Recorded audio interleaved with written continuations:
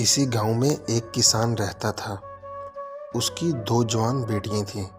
ایک کی اس نے مالی سے شادی کر دی اور ایک کی اس نے کمہار سے شادی کر دی۔ کافی عرصہ گزر گیا۔ کسان ایک دن اپنی بیٹیوں سے ملنے گیا۔ پہلے وہ مالی کے باغ میں پہنچا اور اپنے بیٹی کا حال دریافت کیا۔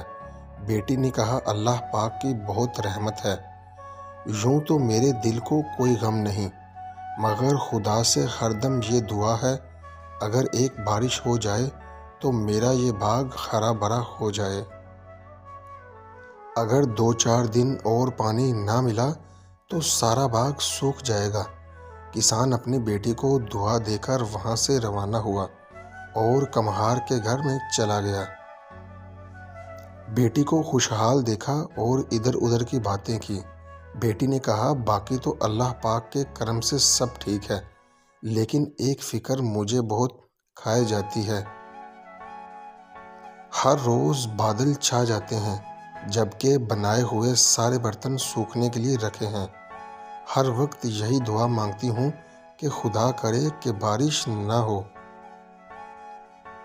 اس کے باپ نے کہا، بیٹی، بہن تیری بارش کی آرزو مند ہے کہ خدا کرے بارش ہو تاکہ اس کے باغ میں پودے نہ سوکھنے پائیں، اور تجھ کو اپنے برتن کا خیال ہے کہ بارش نہ ہو اور وہ سوکھ جائیں۔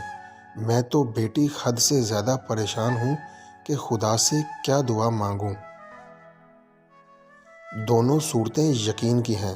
کچھ لوگ اللہ تعالیٰ کے لیے سب چھوڑ دیتے ہیں اور کچھ لوگ اللہ تعالیٰ پر سب چھوڑ دیتے ہیں۔ جب معاملات تمہاری پہنچ سے دور نکل جائیں تو اللہ تعالیٰ پر چھوڑ دو، وہ سب کچھ ایسے کرے گا کہ تم کبھی سوچ بھی نہیں سکتے۔ اگر اپنا نصیب اچھا کرنا چاہتے ہو تو آج سے یہ 4 عادتیں اپنا لو۔ نمبر 1، صبح جلدی اٹھو، اللہ پاک کی عبادت کرو اور اپنے کام پر نکل جاؤ۔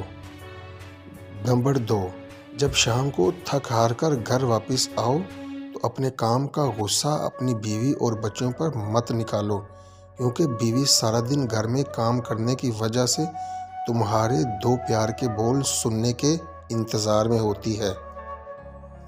اپنے رشتہ داروں کو اور اپنے بہن بھائیوں کو گھر میں آنے سے پریشان نہ ہوا کرو، اللہ تعالیٰ ان کے صدقے تمہارا رزق بھی بڑھا دے گا۔